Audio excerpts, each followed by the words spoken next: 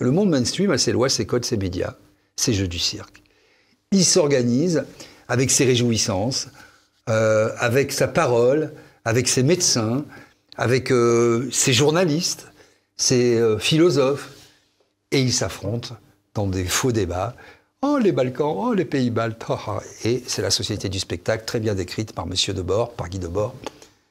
Fin de la société du spectacle.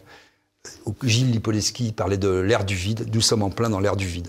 Le macronisme et la société telle qu'elle s'est développée depuis 7 ans, mais ça avait commencé avec M. Sarkozy et sous M. Hollande aussi, c'est la magnification du vide. C'est-à-dire, ce sont des outres pleines d'air. Voilà. Donc, ils ont leur jeu, ils ont leur monde. Et bien nous, à côté, il faut qu'on ait aussi notre monde, nos médias, qu'on joue avec les comportements, on gère les comportements, et quand on regarde au bout du bout, qui est le bénéficiaire final? Ben ce sont des entreprises apatrides, internationales, qui n'ont pas leur siège en France, qui ont quelques établissements stables ou fixes, et qui font leurs bénéfices à l'étranger, qui ne payent pas d'impôts. Vous avez d'un côté les États-Unis qui, quoi qu'on en dise, même sur un fonds global de dédollarisation de l'économie mondiale, continue à pousser ses pions, a une industrie, un complexe militaro-industriel qui l'oblige à faire des guerres jusqu'à un certain point, parce que comme l'Ukraine ne peut plus payer aujourd'hui, ce qui compte, bah, c'est d'aller un petit peu jusqu'au bout comme ça, mais sans trop, mais après surtout d'aller acheter les terres agricoles, de reconstruire pour refourguer tous les produits qui sont possédés par cette fameuse multinationale BlackRock qui, cet organisme un peu monstrueux financier qui regroupe un certain nombre de multinationales dans la pétrochimie, la chimie, l'agriculture, l'agro-industrie, etc. Il se fabrique en France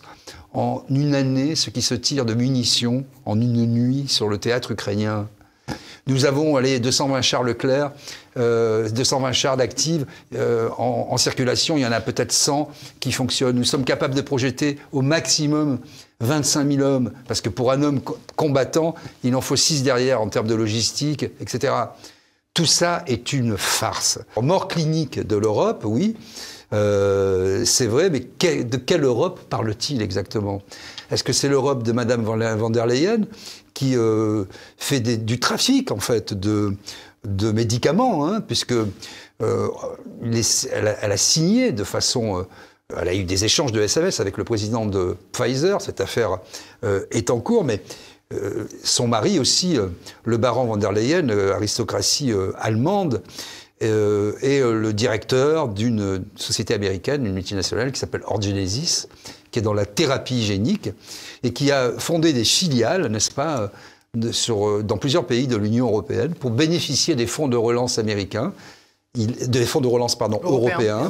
Il a usu capté les fonds de relance, puis il a dissous complètement ses filiales. Le problème de l'Europe, c'est pas qu'elle peut mourir ou qu'elle est subclaquante, c'est qu'elle bouge encore.